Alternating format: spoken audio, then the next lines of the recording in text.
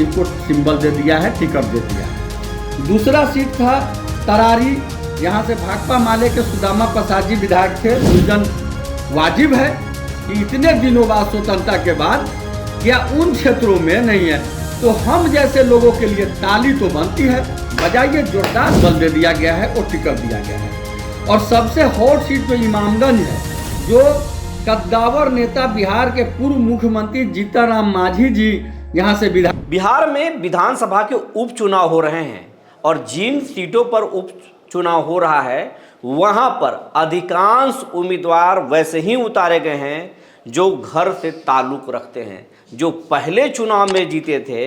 अब उन्हीं के परिवार के लोगों को ही टिकट थमाया गया है। लेकिन परिवारवाद पर बीजेपी तेजस्वी को घेरती है और तेजस्वी सरकार को खूब सुनाते हैं। लेकिन कौन से दल किसको कितना टिकट दिया है इसका पोल हम नहीं खोल रहे हैं, बल्कि बिहार के एक नाराज शिक्षक नेता, सत्ताधारी दल और विपक्ष दोनों का पोल खोलकर रख दिया है।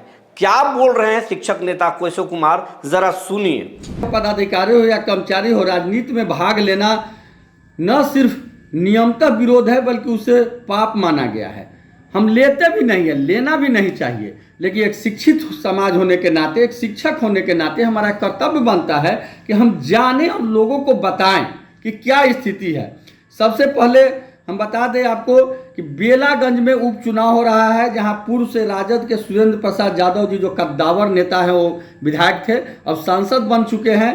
वहां से उनके जगह पर राजद ने उनके बेटा विश्वनाथ कुमार सिंह को सिंबल दे दिया है, टिकट दे दिया है। दूसरा सीट था तरारी, यहाँ से भाकपा माले के सुदामा प्रसाद जी विधायक थे, जो सांसद बन चुके हैं। वहाँ से भाकपा माले तो अन्य दिया है, लेकिन भाजपा ने वहाँ से वह सीट ले लिया। तरारी सीट परंपरागत रूप से जदयू का था, लेकिन विश्व की सबसे बड़ी पार्टी होने के कारण वर्चस्व से उसने सीट ले लिया। लेकिन अफसोस है कि शायद उन्हें उम्मीदवार नहीं मिला, इसलिए उन्होंने जदयू के उम्मीदवार सुनील पांडे जी, जो वहाँ के पूर्व विधायक हैं, उनको हायर किए और उनके पुत्र को वहाँ से भाजपा ने टिकट थमा दिया। तीसरा सीट है रामगढ़, यहाँ से राजद के प्रदेश अध्यक्ष जगदानंद बाबू कभी विधायक हुआ करते थे, फिर वो सांसद बन गए, तो उन्होंने विधानसभा में वहाँ से टिकट अपने बेटा सुधाकर बाबू को दिलाया। सुधाकर कुमार सिंह मंत्री भी बने, हटे, फिर वो बक्सर से टिकट मिला और बक्सर लोकसभा से सांसद हो गए। अब वहाँ से उपचुनाव हो रहा है, तो सुधाकर बाबू के सहोदर छोटे भाई यानी जगदा बाबू के छोटे बेटा श्री अजीत कुमार सिंह को वहाँ से सिंबल दे दिया गया है और टिकट दिया गया है।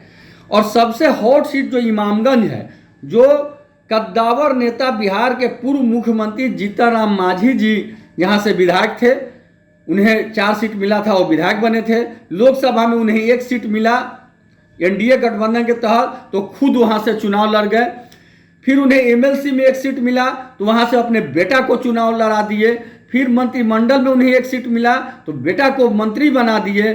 फिर उन्हें दिल्ली कैबिनेट में 1 सीट मिला, तो खुद मंत्री बन गए। और अब जब वह सीट खाली हुआ है, तो वहाँ से उनके बेटा डॉक्टर संतोष सुमन जी की पत्नी दीपा मांझी जी, यानी उनकी पतोह को उन्होंने अपना सिंबल थमा दिया है और वो अब चुनाव लड़ रहे हैं। तो इतनी बड़ी बात है, जहाँ 4 सीट है, चारों जगह कोई ना कोई पार्टी अपने ही पत्नी को, पुतोह को, बेटा को, भाई को लड़ा रहे हैं। खास करके 3 सीट पर तो डायरेक्ट जो खाली हुआ है उनके ही लड़ रहे हैं।